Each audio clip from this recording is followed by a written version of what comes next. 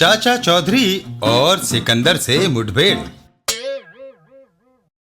एक दिन चाचा चौधरी और साबू। चाचा जी, अखबार में खबर थी कि भूचाल में एक बड़ी इमारत ढह गई, मगर कमरे में सोए हुए बच्चे के खरोच तक नहीं आई। साबू, दुनिया में बड़े चमत्कार होते हैं, इसी का नाम जिंदगी है। तभी एक सुगंध उनकी नाक से आ टकराती है। चाचा जी, मुझे कुछ गंध आ रही है, शायद कुछ पक रहा है। हाँ साबू, खिचड़ी की गंध है, आसपास ही है। थोड़ा आगे जाने पर आहा, वह इधर पक रही है। साबू चौंक जाता है। बड़ा अजीबोगरीब चूल्हा है, हांडी इतनी ऊंची, खिचड़ी पकने में बड़ी देर लगेगी। हाँ, क्योंकि मेरे पास चावल कम थे। अगर खिचड़ी जल्दी पक जाती तो मैं उसे खाकर खत्म कर देता।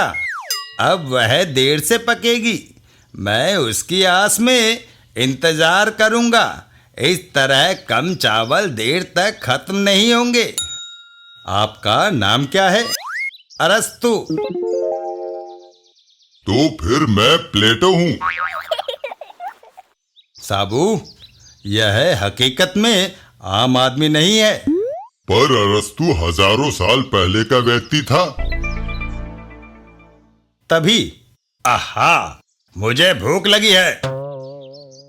बुढ़े, हांडी उतार कर खिचड़ी मुझे दे। नहीं, मेहनत करो और अपने लिए खाना जुटाओ। मैं तुम्हें मारकर वह हांडी ले लूंगा। सुना नहीं, उसने क्या कहा? मेहनत से खाना जुटाओ। मैं तलवार से तुम्हारा गला काट दूंगा। साबू उसे पकड़कर हवा में उछाल देता है। जाओ। तुमने मेरी खिचड़ी बचाई। बोलो, मैं तुम्हारे किस काम आ सकता हूँ? श्रीमान अरस्तु, क्या हम दोनों को आप अपनी दुनिया नहीं दिखा सकते? क्यों नहीं? यह मेरी अंगूठी अपने पास रखो, मुसीबत के वक्त तुम्हारे काम आएगी। बम्बू डम्बू भोला शंभू, लंबे सफर को जाओ। साबू, ठीक हो? मेरी नाक धुएं से भर गई है चाचा जी। धुआं छटने पर धुआं छट गया। बूढ़ा अरस्तु कहाँ गया?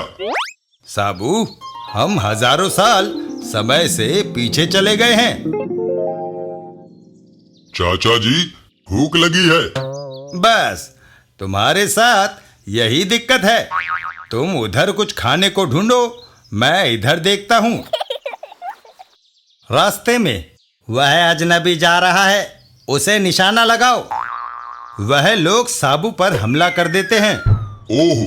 और साबू बेहोश होकर गिर पड़ता है। इससे पहले कि यह होश में आए, उसे जंजीर पहना दो। कुछ देर बाद साबू को होश आता है। उम्र भर के लिए तुम गुलाम हो, तुम्हें भवन निर्माण में काम करना है। साबू भवन निर्माण के काम में। जल्दी करो, जो कोई सुस्ताएगा उसे 100 कोड़े पड़ेंगे। उधर अजनबी, तुम सिकंदर महान को सलाम किए बगैर निकले जा रहे हो। तुम मेरे राजा नहीं हो।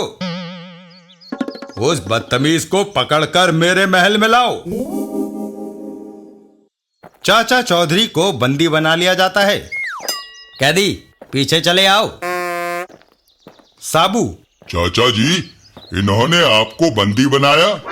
सैनिक, इनके बंधन खोल दो। काम नहीं रुकना चाहिए। साबू पर कोड़ा पड़ते ही साबू गुस्से में आ जाता है और उस पत्थर को चाबुक वाले के ऊपर दे मारता है। बचाओ! और सैनिक साबू के मुकाबले में आ जाते हैं। साबू, शांत हो जाओ।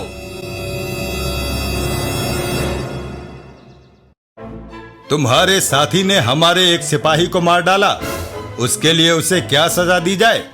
मैं पहले कह चुका हूं, आपके कानून हम पर लागू नहीं होते। हम दूसरे देश के हैं। सिकंदर महान का साम्राज्य पूरे विश्व में फैला है। हम सब कुछ कर सकते हैं। क्या आप उस मूर्ति को बुलवा सकते हैं?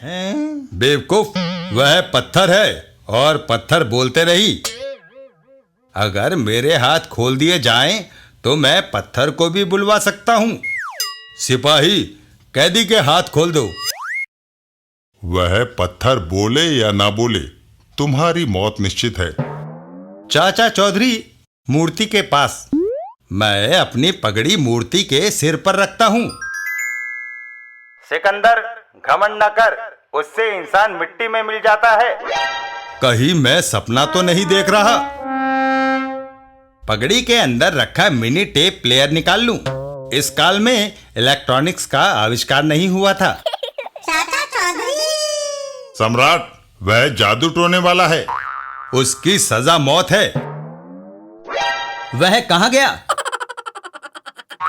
सैनिकों, उसे पकड़ो और मौत के घाट उतार दो। सैनिक चाचा चौधरी के पीछे दौड़ते हैं। ग्रीक सिपाही चाचा जी के पीछे पड़े हैं। ये देख साबू को गुस्सा आ जाता है और वो जंजीरें तोड़ डालता है। चाचा चौधरी भागते भागते गिर पड़ते हैं। ओहो, वह गिर पड़ा, उसे मारो। तभी साबू वहां आ जाता है। मेंढको, परे हटो। आओ, मारो मारो। जिस बहादुरी से वह अकेला मेरे सैनिकों से लड़ रहा है, मेरी हिंदुस्तान में राजा पुरो के साथ जंग की याद ताजा हो जाती है। साबू सैनिकों की हालत खराब कर देता है। इधर चाचा चौधरी, इससे पहले कि और खून खराबा हो, अरस्तु की अंगूठी को घिसना चाहिए। वो दोनों एक बार फिर धुएं में घिर जाते हैं। वे दोनों धुएं में विलीन हो गए। आए वापस अपने समय काल में। शुक्र है हम अपनी दुनिया में वापस आ गए। साबू, अरस्तु ने तो खिचड़ी खा ली होगी। आओ हम भी घर चलकर कुछ खाएं।